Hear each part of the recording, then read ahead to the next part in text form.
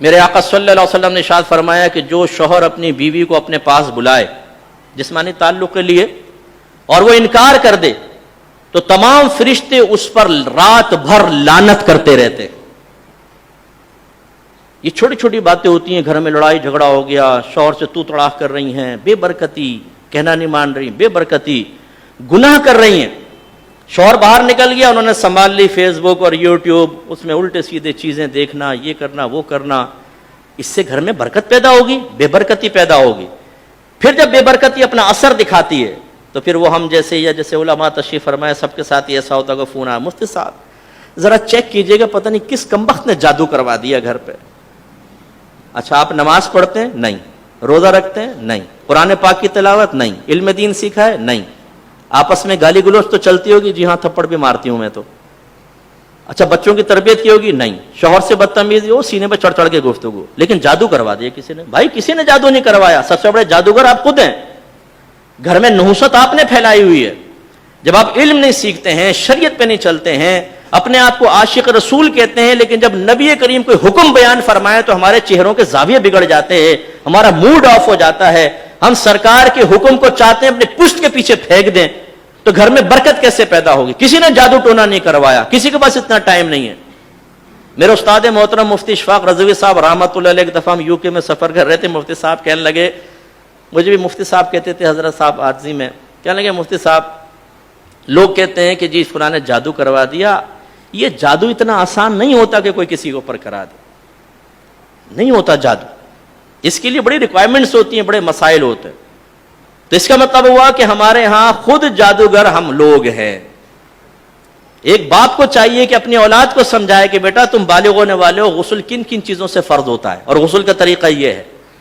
ہم میں سے بہت سے ایسے بیٹھے ہوں گے جن کو یہ تک نہیں پتا ہوگا کہ جو بال ویکلی ہم صاف کرتے ہیں ان کی مقدار کیا ہے، کتنے عرصے میں صاف کرنا چاہیے، اور کہاں سے سٹارٹ کریں گے کہاں سے ختم ہوگا، یہ تک معلوم نہیں ہوتا. تب آزمائی کرتے رہتے ہیں. وہی پپو پان والا، یار بتائیے ذرا، وہ اپنا پان لگاتے ہوئے فتویٰ جاری کر دیتا، چنے کے برابر ہوں گے تو کھانا حرام. اچھا بھائی چلے جی، ارے بھائی سیکھو نا.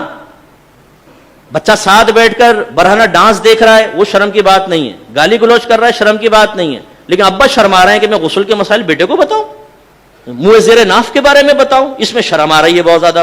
بیٹا جو چاہے کر رہا ہے، دوستوں سے مشورے کر کر کے، انگلش موویز دیکھ دیکھ کر جسمانی تعلقات کے بارے میں کہ کیا لیمیٹیشنز ہیں وہ پتہ ہی نہیں ہوتی نوجوانوں کو. سیکھتے تو ہیں نہیں، کیا کیا گناہ ہو رہے ہیں گھروں کے اندر میاں بیوی کے تعلقات کے بارے میں. وہ پھر ہم سے پوچھئے کہ کیسے کیسے معاملات ہوتے ہیں. اس میں شرم آتی ہے. نہ بچے کو خود سکھا سکتے ہیں، نہ کسی ایسی جگہ بھیجتے ہیں کہ بچہ سیکھ سکے یہ چیزیں.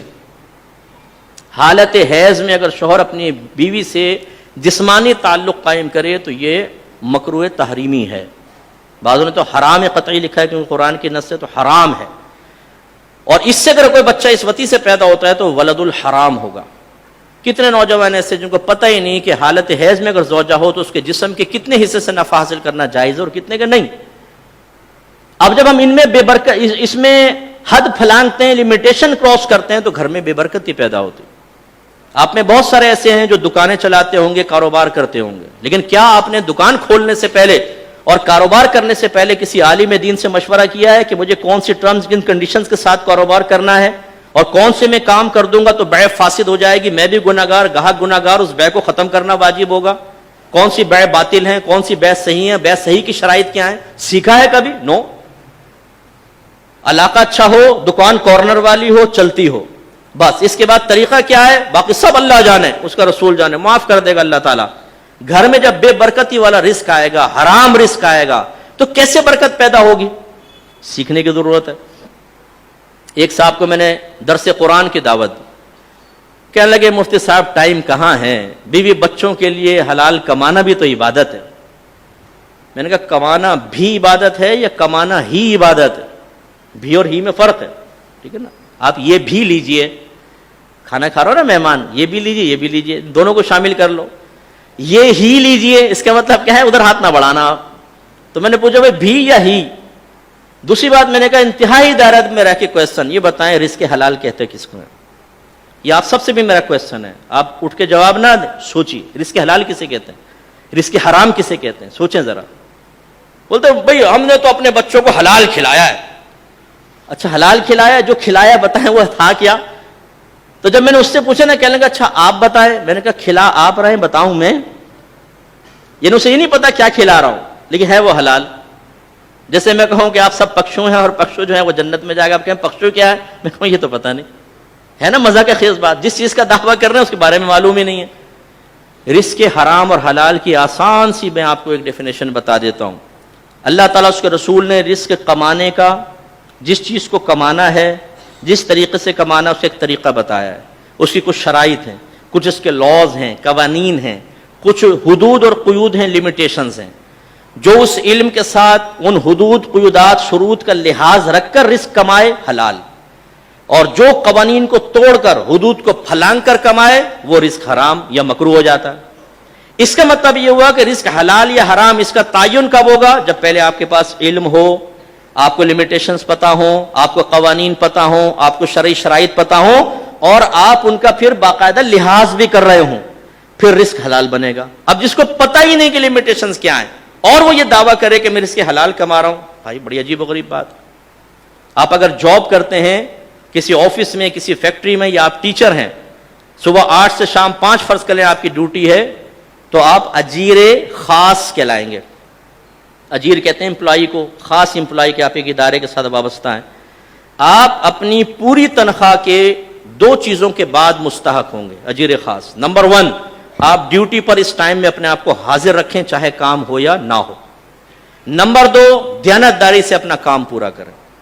پھر کام کے 3 درجے ہوتے ہیں, اعلیٰ درجہ, اوسط درجہ, ادنا درجہ. اگر پہلے سے کوئی طے نہیں ہوا آپ کی فیکٹری آفس میں, کم از کم اوسط درجے کا کام, پھر آپ پوری اجرت کے مستحق ہوں گے. لیکن ہمارے یہاں کیا ہو رہا ہے, ہو سکتا ہے کوئی گورنمنٹ جاب والا بیٹھا ہو تو بولے گا کاش میں نہ بیٹھتا, آج مفتی صاحب کے سامنے خواہ مخواہ ڈسٹرب کر کے چلے گئے.